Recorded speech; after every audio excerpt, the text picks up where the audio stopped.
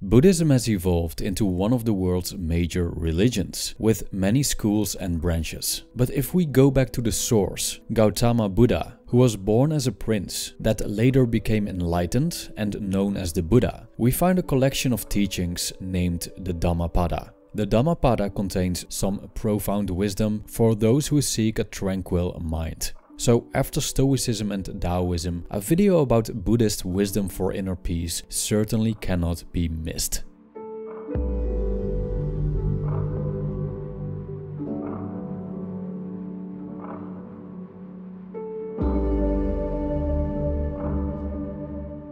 One, attachment leads to suffering.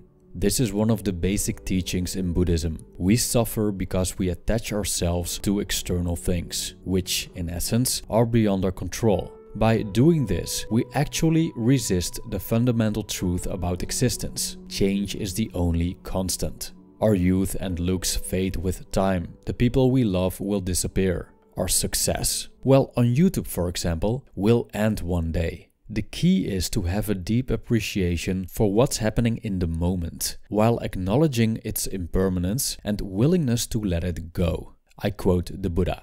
The good renounce attachment for everything. The virtuous do not prattle with a yearning for pleasures. The wise show no elation or depression when touched by happiness or sorrow. 2. Desiring the right things.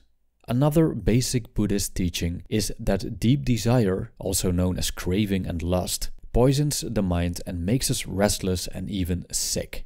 However, this doesn't mean that we should aim to destroy desire completely. Even Buddhist monks desire, which is a deep desire for enlightenment. And you might be interested in Buddhism because you desire relief from pain. So there's nothing wrong with desire in itself. The key is to desire the right things and to arm ourselves against the wrong things that lead us astray. In Buddhism, this means training the mind. I quote the Buddha.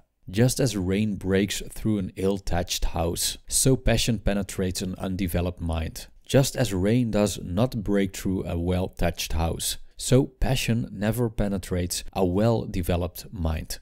3. Pursuing sensual pleasures leads to suffering.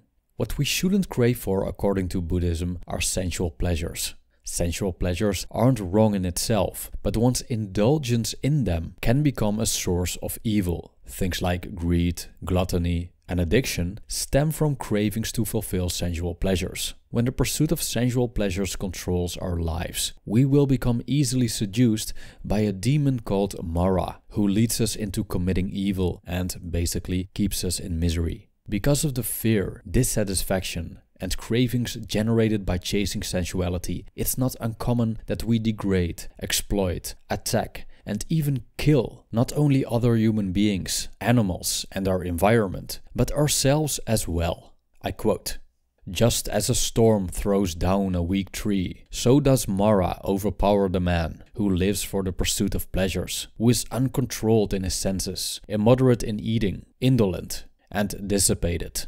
4. From misery grows beauty. Suffering is an inherent part of life. Even though Buddhism is directed towards ending that suffering, discarding the darker sides of life completely is like throwing away the baby with the bathwater. It was deep suffering that led the Buddha to the path of enlightenment, and it's often our sufferings that we can use as fertilizer for a better life. In my own experience, the insights we get because of our pain is an opportunity to be more compassionate and also more creative. For example, I wouldn't be able to make these videos if I didn't experience deep suffering in the past. I quote, "Upon a heap of rubbish in the roadside ditch blooms a lotus, fragrant and pleasing." 5. Good company is important.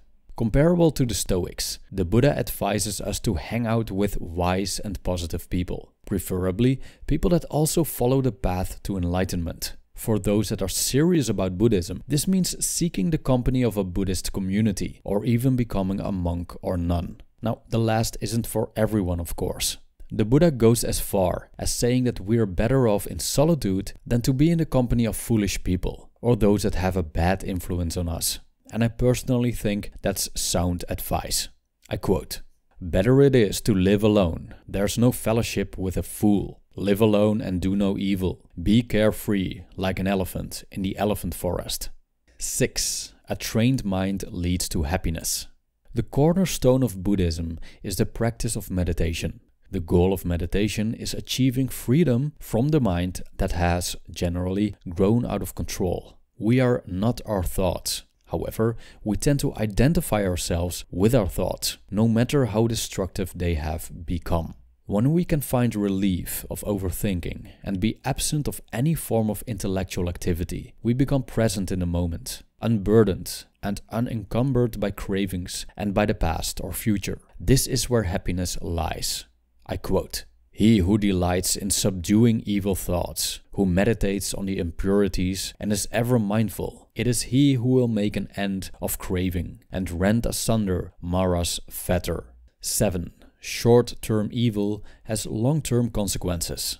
Many things we do don't bring about pain instantly. Indulging the senses, for example, may give us short-term pleasure without the immediate punishment of pain. Also, lies, deceit, manipulation, and even theft can lead to immediate pleasure or avoidance of pain. But in the long run, the consequences of evil will catch up to us. We may have become addicted, so our lives are dictated by uncontrolled cravings. Or because of our lies and deceit, we have become untrustworthy, not only for the environment, but also for ourselves. The Buddhists believe in karma, which is the spiritual principle of cause and effect, and also in reincarnation. So if we don't face the consequences of our evil deeds in this life, it will happen in one of the next lives, which might manifest itself as a bad rebirth. I quote, "It may be well with the evildoer as long as the evil ripens not. But when it does ripen, then the evildoer sees the painful results of his evil deeds." End quote.